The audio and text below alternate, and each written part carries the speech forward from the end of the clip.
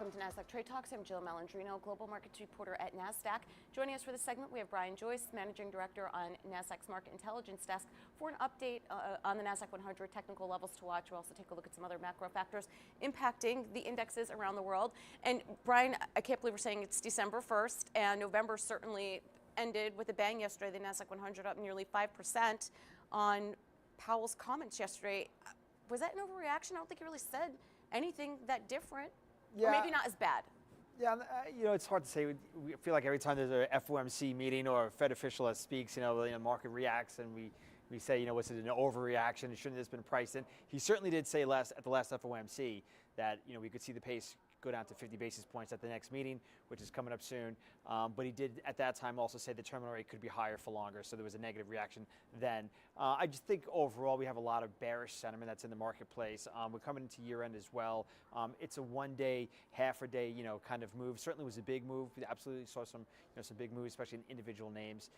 So it is what it is. Yeah, I mean that typically is the case. When you see these 3, 4, 5% moves, they're atypical. Kind of like what we're seeing today. It's up, down. It's not really doing, we're not seeing the kind of fireworks that we saw yesterday. But I want to take a look at your first chart here, fresh technical levels to watch on the Nasdaq 100, because we have a big print coming out tomorrow. I mean, it's an all-important non-farm payrolls report. Yeah, big print out tomorrow. And so what we we've moved 16% off the recent lows. That's below what we saw in the summer in August, where we gained more than 24%. And in March, we were up about 17%. So, we cleared this 12,000 level. We're just above it right now. That was a little bit of resistance last week. It was support, a short while ago, a few months ago. So, that's the level we want to see hold above. And then, not far above is that 200-day moving average around 12,540 right now. So, that's the key level to look at in the near term. If we looked at it into a weekly period chart, you could see right in line with that 200-day or the 40-week is that declining trend line, highlighting or connecting the highs that we've seen, from January and March and in August. So we're right up against that right now. We're in 2-3% of that 40-week average. So there's your cluster of resistance right around here from 12,000 to say 12,500. That I think would be nice to see, especially if, for those bulls, for the market, for the index to get back above. If you go back to your chart that you just had up, the one before, where we can see that 24% move in August and the 16% off the lows.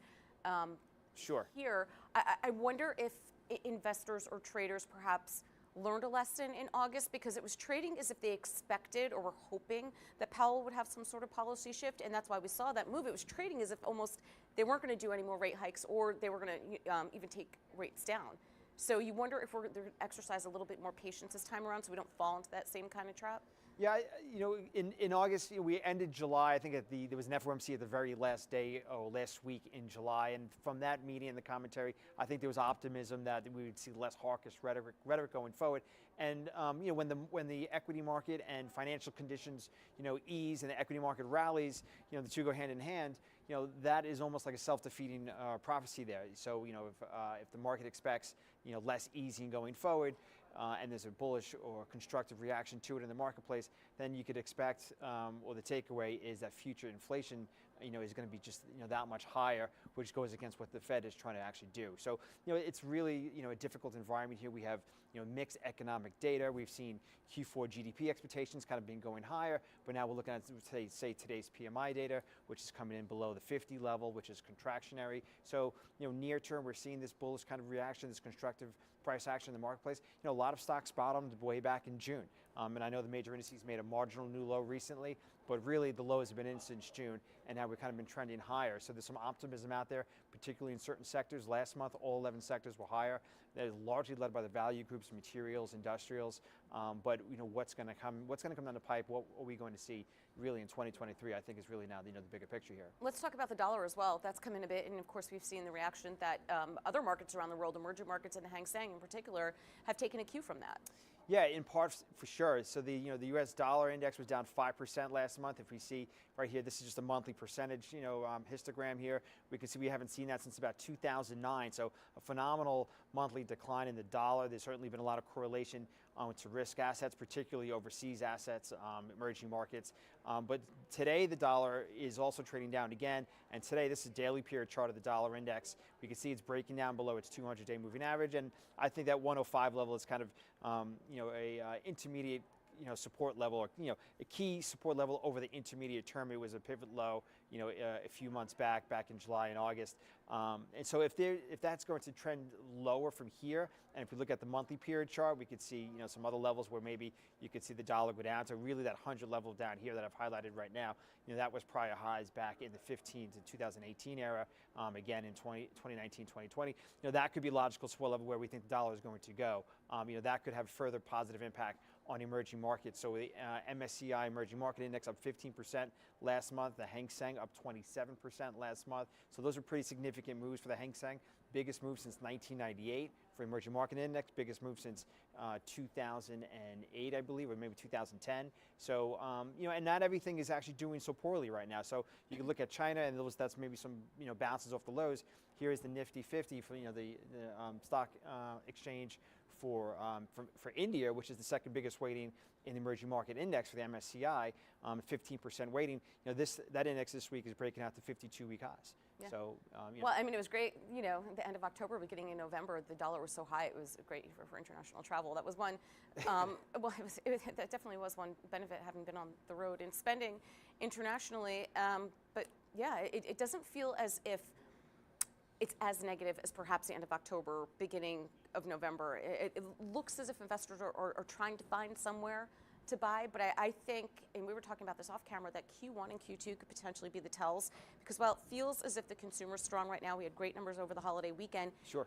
It has to get paid back, right? So when you start thinking about the bills that start coming in January and February, even though inflation data is cooling down a bit, I feel as if food and clothing and goods themselves are as expensive as they've ever been.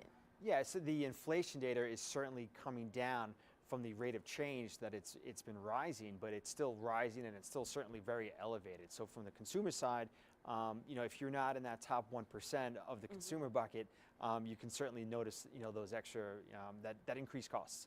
The prices that that are higher, especially in food. I go to the supermarket and I just can't get over how much everything continues to seemingly go higher and higher. So I certainly think it's a concern.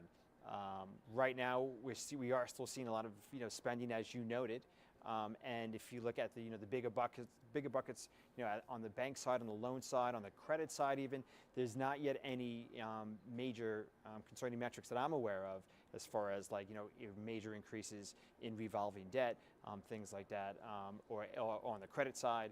So I think on those metrics at the moment, that looks okay. So you've seen financials doing relatively well recently. They were up 7% last month. So if there was some big credit concerns there, I think you would see that coming or shining through on the price action in banks, particularly community banks. Not yet seeing that. I don't think the credit metrics are concerning there, but certainly do acknowledge that the rise in inflation, it's a problem. Everyone seems to be talking about it. I mean, everything feels like everything's 15 to 20% higher, and it's not as if wage increases were that spectacular to keep up get with that it. big of a raise. But it's almost like you've got 15-20% tax on everything. So I'm property hoping taxes as well. Well, there's that, and then going to a sporting event with your kids, that's completely out of the question. But I think the flip side of that is if we get through Q1 and Q2 and things stay relatively steady, or there isn't anything that bad that comes out of consumer reports, that could be maybe set up for a better second half next year.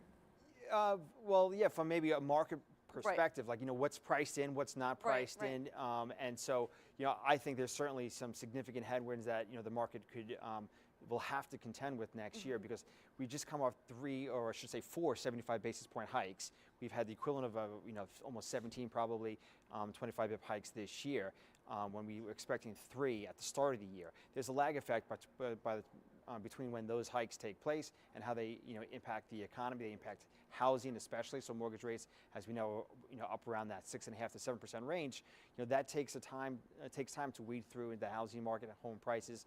I think San Francisco just had its pretty significant drop from its highs, roughly 10%. Those highs were just recently made in May. So there's a lag effect that takes place there. That could be something that the economy next year still has to contend with. As far as stocks go, some stocks, some sectors, I think could potentially have already bottomed. And maybe others haven't. Yeah. Good for a stockbroker, that's for sure, Brian. Appreciate the insight as always. Thanks for joining us on Trade Talks. I'm Jill Malandrino, Global Markets Reporter at Nasdaq.